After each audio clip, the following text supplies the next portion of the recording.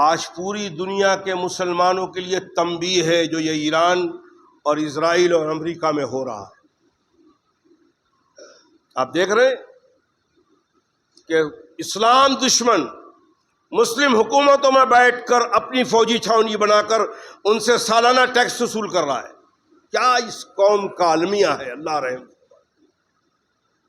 اور مسلم حکومتوں کو پیسے سے مضبوط ہو رہا ہے، سالانہ کروڑوں ڈالر کے حساب سے سعودی عرب سے، قطر سے، کویت سے، دبئی سے، ان 19 جگہوں پر مسلم مملکتوں کو متحدہ امارت میں 19 جگہوں پر اس کا فوجی کیمپ ہے اور وہاں سے ٹیکس لے رہا ہے، اور وہ فوجیوں کو بھی وہ مسلم حکومتیں پال پوس کر سنبھال رہی ہیں۔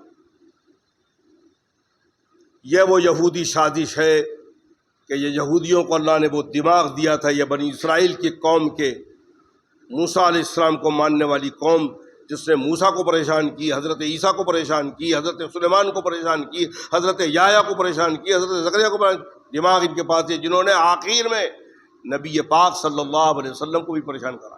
مدینہ منورہ میں جو منافقین تھے وہ یہودی منافقین تھے، یہودیوں سے نہیں ایمان لائے تھے، اللہ کے نبی کو دھوکہ دے۔ عیسائیوں نے نہیں کیا تھا۔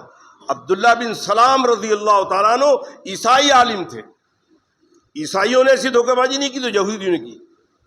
آج وہ پوری یہودی نظام پوری طرح اسلام کو مٹانے پر تلا ہوا، لیکن انشاءاللہ وہ وقت آئے گا کہ یہ خود مٹ جائیں گے، اسلام انشاءاللہ اسی طرح رہے گا۔ ہماری گارنٹی نہیں، اللہ مسلمانوں کی گارنٹی نہیں ہے کہ اللہ ان مسلمانوں کو رکھے گا۔ اگر ہم اسلام پر نہیں چلیں گے، اللہ ہمیں انہی غیروں کے ذریعے ہمیں نیست و نابود کروائے گا، جس طرح اسپین میں 800 سال تک مسلمانوں کی حکومت ہونے کے بعد اللہ نے مسلمانوں کو نیست و نابود کرایا۔ پھر اللہ نے انہی تاتاریوں کو، جن لوگوں نے مسلمان کے نام و نشان کو مٹایا، اللہ نے انہی تاتاریوں کو ایمان کی توفیق نصیب فرمائی۔ اللہ نے قرآن میں فرمایا وَيَسْتَبْدِلْ قَوْمًا، ہم قوم کو بدلی کریں گے، تمہاری مسلمانی تم لیے رہنا۔ اس بامبے میں حقانی پالن پوری کر کے ایک بہت بہترین مقرر پیدا ہوا ہے، جس سے 6 مہینہ بامبے میں اس کا پروگرام چلتا رہا، قرآن کے صفحے نمبر، حدیث کے صفحے نمبر دیتا تھا۔ مولانا ارشاد صاحب مبلغ دارالعلوم دیوبند، ان کے ساتھ میں اللہ داغ قاری طیب صاحب نے لگا دیا تھا کہ قرآن غلط پڑھتے ہیں، ان کو صحیح سکھاؤ۔ حضرت قاری طیب صاحب سے حقانی صاحب کی ملاقات نہیں ہوئی۔ بمبئی میں حقانی تھا، YMC پہ پروگرام چلتا تھا، حضرت قاری طیب صاحب رحمۃ اللہ بمبئی تشریف لائے تو YMC کے اندر ہی سہاگ پیلس ہے، محمد بھائی کر کے آندھرا ٹرانسپورٹ ان کا تھا، انہی کے مکان پہ حضرت رکتے تھے۔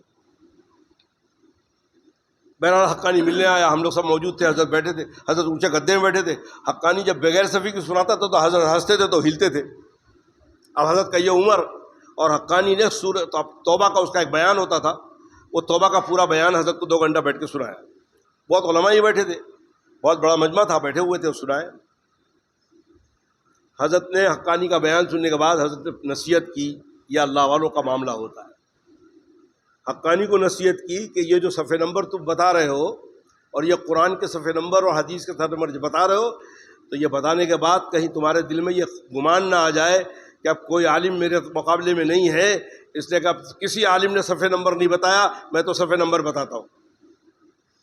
اس لیے کہ اگر عالم صفحے نمبر لکھتا نہیں تو تم یاد کہاں سے کرتے؟ دیکھیں کہاں سے کہاں جا رہا ہے اللہ والی کی نظر۔ اللہ والوں نے نمبر، قرآن کی آیتوں کا نمبر لکھا، حدیث کا نمبر لکھا تو تم یاد کیے۔ تو کبھی یہ اللہ کا کرم، اللہ کا فضل کہ اللہ نے تمہیں ایسا حافظہ دے دیا کہ حدیث نمبر اور آیت نمبر کے وہ الفاظ یاد کر رہے ہو، اور اس کے بعد پھر علماء سے مخاطب کیا فوراً، اور فرمایا کہ یہ حقانی تازیانہ ہے ہم علماء کے لیے، اگر ہم نے اپنے علم کا صحیح استعمال نہ کیا، ہم نے اپنے علم پر عمل نہیں کیا، اللہ ہمارے علم کا محتاج، ہم علماء کا محتاج، اللہ ایسے حقانی کو کھڑا کر کے اللہ حقانی سے کام لے لے گا، یہ ہمارے لیے تازیانہ ہے۔ اور اس کے بعد بچے کے جیسا بیٹھ کے رونے لگے۔ خوف تھا اللہ کا، صحابہ کے طریقے پہ چلنے والے بچے کے جیسا رو رہے ہیں، 15 منٹ تک مجمع ساکت ہے۔ یہ وہ بات ہے کہ اللہ رب العالمین کسی علماء کا، کسی کا محتاج نہیں۔ اللہ جب چاہے اپنے دین کا جس سے چاہے کام لے لے، اور تاریخ گواہ ہے اللہ نے کام لیا۔ آپ کو اس ملک کی تاریخ کا پتہ نہیں ہے. اس ملک کے اندر بھی کم سے کم کتنے پنڈت ایسے ہیں جو مسلمان ہو چکے ہیں لیکن ابھی تک اپنا اسلام کا اظہار نہیں کیا ہے، جس میں سے 3 یا 4 پنڈت تو مولانا سجاد نعمانی سے لکھنؤ میں ملاقات ہو چکی ہے، اور 5 یا 6 پنڈت کی ملاقات لکھنؤ میں ہی حضرت سالم صاحب رحمۃ اللہ علیہ سے ہو چکی. حضرت نے پوچھا ان کو کہ آخر آپ جب اسلام قبول کر لیے ہیں تو پھر آپ اظہار کیوں نہیں کرتے؟ فرمایا ہم اس دن کا انتظار کر رہے ہیں جب اس ملک میں اسلام شباب پر ہو. اس ملک میں انشاءاللہ اسلام کا مستقبل بہت اچھا ہے. ہمارا مستقبل کی گارنٹی نہیں. ہم اسلام کو سنبھال لیں، اسلام کے ہم ہو جائیں تو انشاءاللہ ہمارا بھی مستقبل بھی اچھا ہو جائے. معین الدین اجمیری اکیلے آئے تھے، چست سے چلے، ملتان سے ہوتے ہوئے اجمیر پہنچے. کون سا عمل تھا، کون سا یقین تھا، کون سا ایمان تھا، 99 لاکھ آدمی مسلمان ہوئے حضرت معین الدین اجمیری کے اخلاق کو اور کیریکٹر کو دیکھ کر. ہم 25 کروڑ مسلمان اس ملک میں ہیں، ہمارے پاس کون سا اسلام ہے کہ یہ 100 کروڑ ہندو آج تک ہمیں دیکھ کر ایمان نہیں لائے؟ یہ غور تو ہم کرتے ہی نہیں ہے نا. ہم کو تو اپنے پیزا اور کھانے پینے سے دیکھ رہے ہیں. آپ عمرہ کوسا کا معاملہ، سب سے زیادہ کپڑے کی دکان ہے اور سب سے زیادہ کھانے پینے کی دکان ہے، اور غیر کیا بولتے ہیں، دن بھر بھوکے رہتے ہیں، رات بھر کھاتے رہتے. ہمارے عمل سے انہوں نے نکالا. مجھے میرے بکرولی میں تھا، شیوسنا کے لوگوں نے مجھے کہا کہ رات آپ لوگ دن بھر بھوکے رہتے، رات بھر کھاتے رہتے. ہم نے یہ اسلام کا معاملہ. ظاہر بات ہے ہمارے بڑے بھی اس ملک میں روزہ رکھتے تھے. حضرت مولانا قاسم نانوتی رحمۃ اللہ علیہ بھی روزہ رکھتے تھے، شیخ الہند مولانا محمود صاحب بھی روزہ رکھتے تھے، مولانا آصف تھانوی رحمۃ اللہ علیہ بھی روزہ رکھتے تھے، اور ہم بھی روزہ رکھ رہے ہیں. اللہ کا کرم. آپ دنیا کے ماحول کو دیکھ رہے ہیں، اتنی گئی گزری حالت میں ہم نام کے مسلمان ہیں، ہمارے پاس نام کا اسلام ہے. اس حالت میں، اس دنیا میں، اس وقت، ان حالات کے اندر بھی رمضان کا چاند آنے کے بعد شوال کا چاند نظر آنے تک آپ دنیا کے ماحول کو دیکھتے ہیں. ان آسمانوں اور زمین اور ان دھوپ اور ان چاند کے معاملات کو دیکھتے ہو. اللہ کیسے اس رمضان کی ان برکتوں کو، ان رحمتوں کو اللہ دکھاتے ہیں. شرط یہ کہ بندہ غور تو کرے. الذین یکفرون الذین یذکرون اللہ قیاما وقعودا وعلی جنوبہم ویتفکرون فی خلق السماوات والارض. وہ اللہ کے بندے جو آسمان و زمین کو دیکھ کر اس کی بناوٹ پر غور و فکر کرتے ہیں. ہماری تو صبح ہوتی ہے، شام ہوتی ہے، سحری کی ہے، افطار میں بیٹھ گئے، دن بھر کیسا گزرا ہم نے کبھی غور ہی نہیں کیا کہ حالات کیسے ہو رہے ہیں، زوال کیسے ہو رہا ہے، دھوپ کی شدت کیسے بڑھ رہی ہے، پھر کیسے کم ہو رہی ہے، رات کی جو اندھیری آ رہی ہے اس میں کیسی نورانیت ہے. آج 16 روزہ ہے، 16 دن کا معاملہ آپ غور کیے ہوگے، اور ابھی پھر 14-15 دن باقی آپ غور کریے گا، اور اس کے بعد پھر شوال کا چاند نظر آئے گا، اور عید کے بعد یہی دن اور رات ہوں گے، پھر ان پر بھی غور کریے گا. آپ کو پتہ لگے گا کہ اللہ اس مہینے میں کیسے رحم فرماتے ہیں، کیسے کرم فرماتے ہیں، کیسے شرکش شیاطین کو قید کر لیتے ہیں. اور یہ ٹریننگ اللہ اسی لیے کراتے کہ یہ بندہ میرا پھر 11 مہینے تک کم سے کم اس کو یہ خیال تو رہے.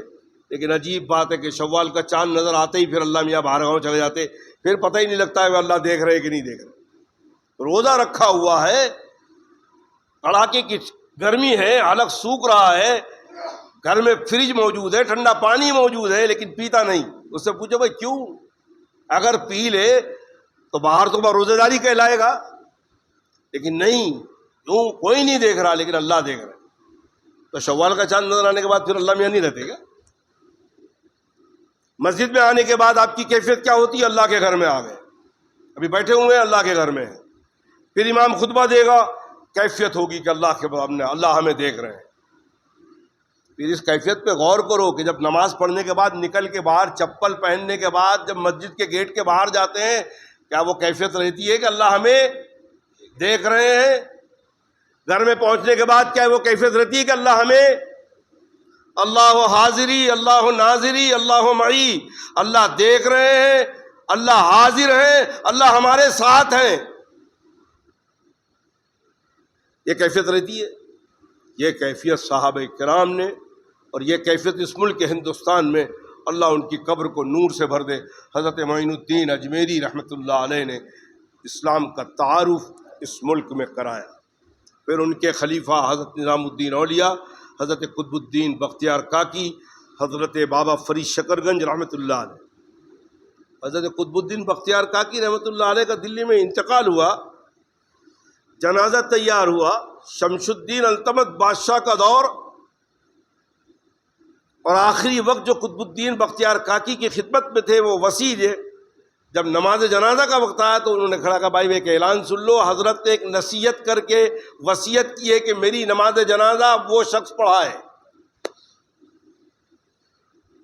اور وہ وصیت سنائی حضرت نے، حضرت کے خادم نے، قطب الدین بختیار کاکی رحمۃ اللہ علیہ کی وصیت، میری نماز جنازہ وہ پڑھائے جس کی کبیر تکبیر اولا نہ چھوٹی ہو جماعت کی،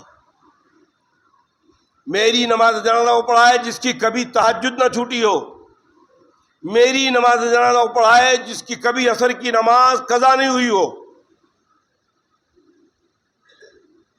اور میری نماز جنازہ وہ پڑھائے جو بالغ ہونے کے بعد کبھی کسی غیر محرم پر نظر نہیں ڈالی ہو۔ کیا خیال ہے آپ کا؟ جو مرنے والا یہ نصیحت کر رہا ہو اس کے پرہیزگاری کا، اس کے تقوی کا کیا حال ہوگا، کیا زندگی گزری ہوگی اس کی؟ جو اپنی نماز جنازہ پڑھانے والے کے لیے شرط رکھا، یہ شرط ہی بتا رہی ہے کہ انہوں نے اپنی پوری زندگی اسی شرط پر زندگی گزاری۔ پتہ ہے آپ کو نماز جنازہ کس نے پڑھایا؟ ہندوستان کا بادشاہ شمس الدین التمش نے نماز جنازہ پڑھایا، بادشاہ وقت نے پڑھایا۔ خالی کفن سے چہرے کو ہٹا کے کفن کا چہرہ دیکھ کے فرمایا کہ جاتے جاتے خود تو چلے گئے، جاتے جاتے مجھے رسوا کر گئے، میں یہ عبادت اللہ کے لیے کرتا تھا لیکن آپ نے ظاہر کروا دیا۔ نماز جنازہ شمس الدین، یہ چاروں صفت اس بادشاہ وقت میں تھی۔ مالداری آنے کے بعد بھی آپ جنت لے سکتے اسی مال سے۔ کیا فرمایا ابو بکر کے بارے میں؟ فرمایا نہیں کہ دنیا میں میرے ساتھ جس نے احسان کیا میں نے سب کا بدلہ چکا دیا ہے، ابو بکر کے احسان کا بدلہ میں نے نہیں چکایا، اللہ چکائیں گے۔ اور عثمان غنی نے غزوہ تبوک میں اشرفی دی ہے، ایسے ممبر پہ بیٹھ کے اشرفی کو گھما رہے ہیں اللہ کے نبی صلی اللہ علیہ وسلم، اور فرمایا آج کے بعد عثمان کوئی عمل نہ کرے، یہ ایک عمل ہی اتنا کافی ہے کہ عثمان کی بخشش کر دی۔ غزوہ تبوک میں 700 اونٹ، ایک روایت میں 700 اونٹ دیا ہے، ایک روایت میں 300 اونٹ، اور کچھ اشرفی دی تھی اس کو اللہ کے نبی صلی اللہ علیہ وسلم فرما رہے ہیں۔ یہی مال آپ کے لیے جنت کے دروازے کھولنے والے بن جائیں گے، یہی مال آپ کو جہنم میں لے جانے والے بنا دے گا۔ جب اللہ نے مال کا معاملہ آیا تو صحابہ نے شکایت کی اللہ کے نبی سے، یا رسول اللہ یہ مالدار تو اس دنیا میں بھی مزے میں ہیں اور مال سے جنت بھی کما رہے ہیں، ہم غریب تو مر گئے، ہمارے پاس تو دنیا میں بھی مال نہیں ہے اور وہاں تو یہ بڑے بڑے مرتبے میں ہوں گے، ہمارا کیا ہوگا؟ یہ ہے آپ کا اسلام، یہ لایا ہوا جناب رسول کا دین ہے۔ اللہ کے نبی نے غریبوں کو کیسی تسلی دی، اور کس کی زبان سے مل رہا ہے؟ کوئی مولانا کی زبان سے نہیں مل رہا ہے، جناب رسول اللہ صلی اللہ علیہ وسلم کی زبان سے غریبوں کو یہ مل رہا ہے۔ دنیا کے نبی صاحب کی غریب امتی کے لیے بہت بڑا یہ خزانہ ہے، اللہ کے نبی کی زبان سے مل رہا ہے۔ اللہ کے نبی نے مسکرا فرمایا کہ تم اس بات پہ راضی نہیں ہو کہ میری امت کے مالدار لوگ اپنے مال کا حساب دیتے رہے اور میری امت کے غریب لوگ میری امت کے مالداروں سے 500 برس پہلے جنت میں چلے جائیں؟ یہ ہے آپ کا دین، یہ محمد صلی اللہ علیہ وسلم کی لائی ہوئی شریعت ہے۔ آپ کو دنیا میں غریب رکھا تو آپ کو مایوس ہونے، اللہ کا تو نظام ہے، کسی کو یہاں نوازا کسی کو وہاں نوازے گا۔ انصاف تو اللہ کریں گے، یہاں دینے کے بعد شداد جیسا بن گیا، نمرود جیسا بن گیا، قارون جیسا بن گیا، اس کو وہ سزا ملے گی، اور ابھی عذاب آخرت کا عذاب باقی ہے۔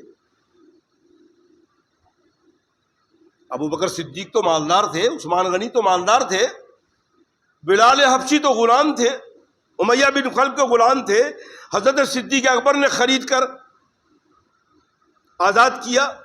وہ غلام مدینے میں چلتا ہے، اس کے قدموں کی آہٹ جنت کو آتی ہے۔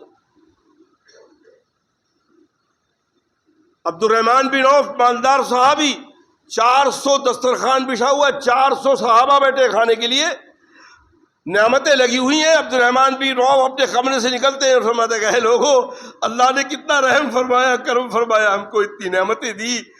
میں یاد کرتا ہوں حضرت امیر حمزہ اور مصعب ابن عمیر جب شہید ہوئے تھے، اتنی چادر نہیں تھی، سر ڈھانکتے تھے تو پیر کھل جاتا تھا، پیر ڈھانکتے تھے تو سر کھل جاتا تھا۔ اللہ کے نبی نے اصغر کی گھاس سے فرمایا سر ڈھانک دو اور پیروں کو اصغر کے حساب سے ڈھانک دو۔ ہمارے وہ لوگ جو شہید ہو گئے ان کو یہ کھانا نصیب نہیں ہوا۔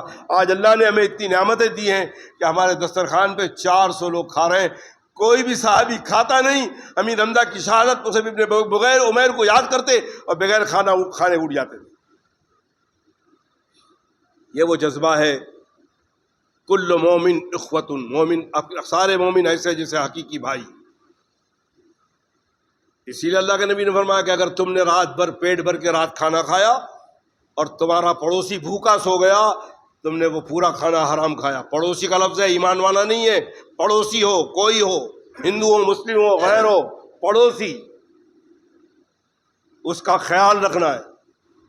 تم نے پھل لایا تو اتنا پھل لاؤ کہ پڑوسی کو دو، اور اگر نہیں لا سکتے، اتنا پھل نہیں لا سکتے، اپنی بچوں کی ضرورت کے لیے لائے ہو تو خبردار خبردار ان پھلوں کا چھلکا کبھی اپنے دروازے پہ مت رکھنا کہ آس پڑوس کو لوگ دیکھ کے ان کا دل دکھے۔